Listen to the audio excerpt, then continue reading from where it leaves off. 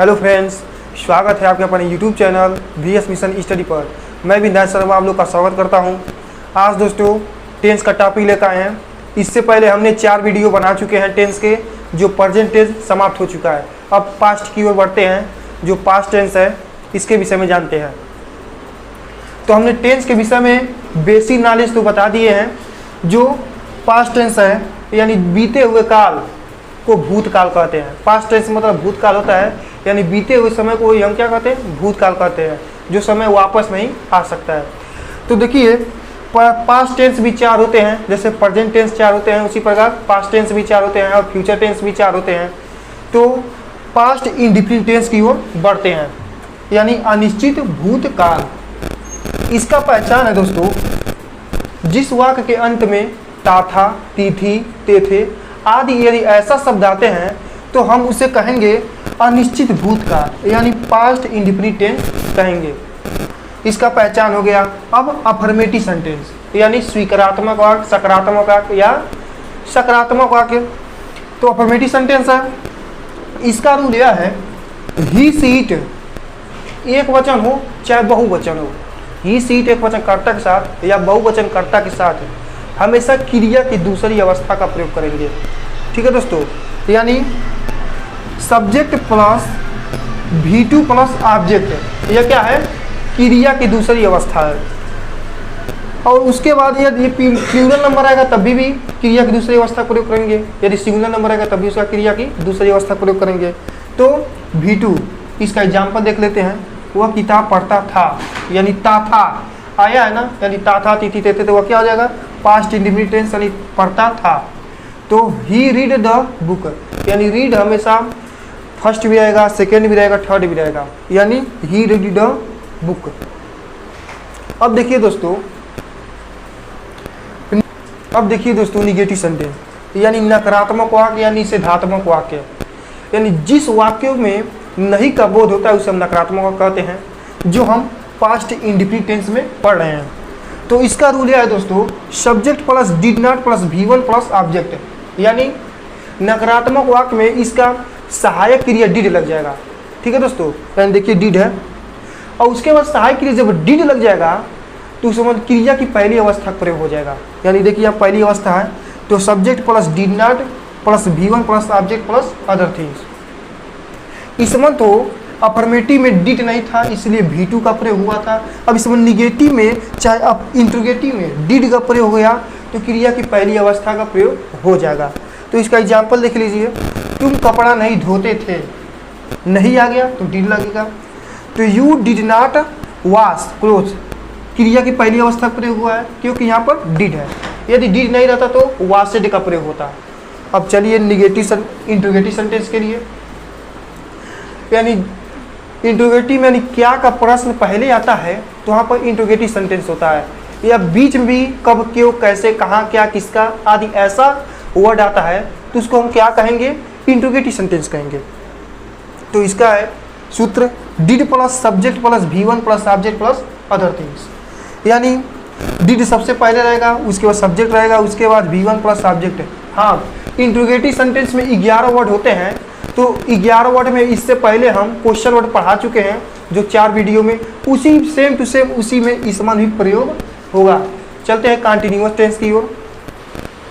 अब देखिए दोस्तों, कंटिन्यूअस यानी पास्ट कंटिन्यूअस टेंस, यानी अपूर्ण वर्तमान काल, यानी इसका पहचान यह है दोस्तों, जिस वाक्यों के अंत में रहा था, रही थी, रहे थे आदि शब्द आते हैं उसे हम पास्ट कंटिन्यूअस टेंस कहते हैं। इससे पहले प्रेजेंट कंटिन्यूअस बताया गया था, रहा है, रही है, रहे हैं, तो वह प्रेजेंट कंटिन्यूअस होगा। और इस समय रहा था, रही थी, रहे थे, यानी पास्ट कंटिन्यूअस टेंस होगा। तो चलिए इसको आगे की ओर देखते हैं। इसका अफर्मेटिव क्या होता है।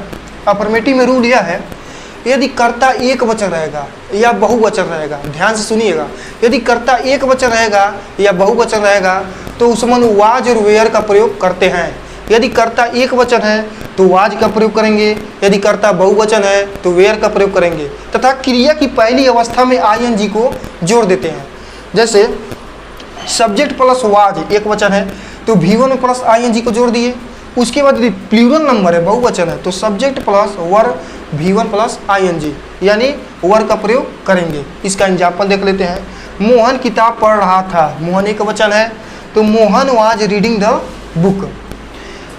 आसान बात है, प्रेजेंट कंटिन्यूअस टेंस की तरह है, उसमें जैसे इज आर का प्रयोग हुआ इसमें वाज वर का प्रयोग होगा।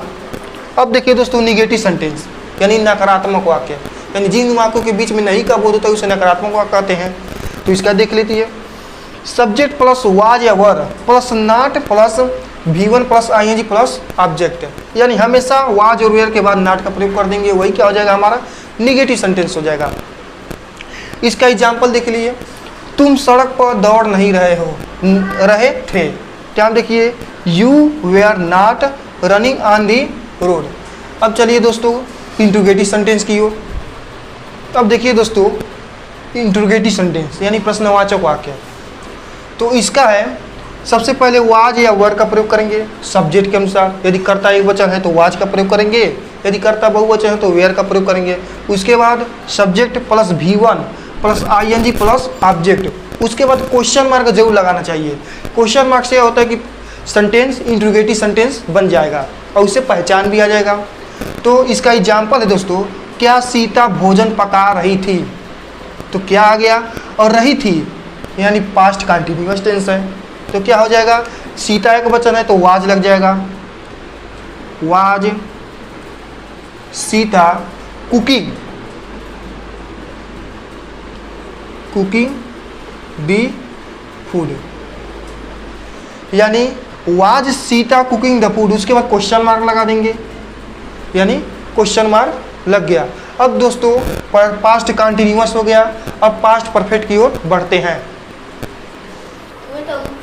अब देखिए दोस्तों पास्ट परफेक्ट टेंस यानी पूर्ण भूतकाल, इसका पहचान है दोस्तों, जिस वाक्यों के अंत में चुका था, चुकी थी, चुके थे, या था, ई थी, ये थे, यदि ऐसा शब्द आता है तो हम उसे पास्ट परफेक्ट टेंस कहेंगे यानी पूर्ण भूतकाल कहेंगे। इसका अब अफर्मेटिव देख लेते हैं, स्वीकारात्मक वाक्य या साधारणात्मक वाक्य। तो इसका रूल यह है दोस्तों, यदि कर्ता एक वचन रहेगा या बहुवचन रहेगा यानी सिंगुलर नंबर या प्लूरल नंबर जैसा भी हो उसको फर्क नहीं पड़ेगा, यदि दोनों रहेगा तब भी, तो उसमें सहायक क्रिया हैड का प्रयोग करेंगे यानी ऑक्सिलरी वर्ब हैड का प्रयोग करेंगे, तथा उसके बाद क्रिया की तीसरी अवस्था का प्रयोग करेंगे V3। यहाँ पर देख लीजिए, सिंगुलर नंबर या प्लूरल नंबर कैसा भी सब्जेक्ट हो, उसके बाद हैड का प्रयोग करेंगे दोनों के साथ, उसके बाद V3 क्रिया की तीसरी अवस्था, उसके बाद ऑब्जेक्ट। इसका एग्जाम्पल देख लेते हैं, हमने ताजमहल देख लिया था, लिया था, या था आ गया यानी पास्ट परफेक्ट टेंस हो गया। तो इसका है वी हैड सीन, एक वचन है चाहे बहुवचन है, हैड का प्रयोग करेंगे, सीन ताजमहल। अब देखिए दोस्तों निगेटिव सेंटेंस यानी नकारात्मक वाक्य, इसका है इसमें भी हैड का प्रयोग करेंगे, केवल नॉट का प्रयोग कर देंगे तो वही निगेटिव सेंटेंस बन जाएगा और बाकी चीज वही रहेगा V3। तो इसका देखिए सब्जेक्ट प्लस हैड नॉट, उसके बाद V3 प्लस ऑब्जेक्ट। इसका एग्जाम्पल देख लीजिए, वह क्रिकेट नहीं खेलता था यानी नहीं खेलता था। अब यहाँ पर चुका होगा, सॉरी दोस्तों, यानी था नहीं, क्रिकेट खेल चुका था। यहाँ देखिए we had not played cricket यानी वह क्रिकेट नहीं खेल चुका था। अब यहाँ देखिए इंट्रोगेटिव सेंटेंस यानी प्रश्नवाचक वाक्य, इसका है had plus subject plus V3 plus object. सबसे पहले हैड को आगे कर देंगे, वह बाकी चीज वही रहेगा। तो इसका भी एग्जाम्पल देख लेते हैं दोस्तों, क्या वह भोजन कर लिया यानी उसमें भी था आ जाएगा, कर लिया था। तो इसका हो जाएगा हैड ही डन फूड, यानी दोस्तों इसका इंट्रोगेटिव सेंटेंस में क्वेश्चन वर्ड 11 होते हैं, जो इससे पूर्व हमने वीडियो बनाए हैं इंट्रोगेटिव सेंटेंस का, कई 11 प्रश्न का यानी 11 वर्ड है क्वेश्चन वर्ड, उसके बारे में बताए हैं। सेम टू सेम वही इसमें भी प्रयोग होगा, पास्ट में भी, परफेक्ट में भी और फ्यूचर में भी, यह सब में प्रयोग होगा। ठीक है दोस्तों, अब आगे की ओर देखते हैं दोस्तों। अब देखिए दोस्तों पास्ट परफेक्ट कंटिन्यूअस टेंस यानी पूर्ण भूतकाल। इसका पहचान यह है दोस्तों, सबसे पहले तो वाक्यों के अंत में यानी जिन वाक्यों के अंत में से रहेगा, सभी में से रहेगा, उसके बाद रहा था, रही थी, रहे थे, यदि ऐसे शब्द आते हैं तो यह पास्ट परफेक्ट कंटिन्यूअस टेंस होगा यानी पूर्ण भूतकाल होगा। अब इसका अफर्मेटिव सेंटेंस देख लेते हैं। इससे पहले हम वीडियो बनाए थे, उसमें हैज बीन, हैव बीन का प्रयोग हो रहा था। यदि कर्ता एक वचन आता था तो उसमें हैज बीन का प्रयोग होता था, यदि कर्ता बहुवचन होता था तो हैव बीन का प्रयोग होता था। परंतु इसमें कुछ अलग अंतर है, क्योंकि इसमें बीत चुका हुआ है, तो इसी कारण इसमें हैड का प्रयोग होगा। इसलिए चाहे यदि कर्ता एक वचन हो या बहुवचन हो तो उसके साथ हैड का प्रयोग करेंगे, जो ऑक्सिलरी वर्ब है। तो इसका नियम यह है, subject plus had been plus V1 plus ING plus object plus other things. तो यहाँ पर एग्जाम्पल देख लेते हैं। वह 2 बजे से किताब पढ़ रही थी, तो सी एक वचन है चाहे बहुवचन है, had been reading the book. उसके बाद 2 o'clock यानी से का मतलब हमने बता भी दिए थे इससे पहले वाले वीडियो में। से का मतलब यह होता है यदि बजे है, दिन के नाम है, महीनों के नाम है, यदि पहरों का दिन नाम है जैसे सुबह शाम दोपहर, यदि ऐसा चीज़ है तो समझिएगा दोस्तों वहाँ पर सिंस का प्रयोग करेंगे। यदि उसके बाद घंटा है, दिनों का नाम नहीं पता है, महीनों के नाम नहीं पता है, ऐसा नहीं पता है, तो वहाँ पर फार का प्रयोग करेंगे।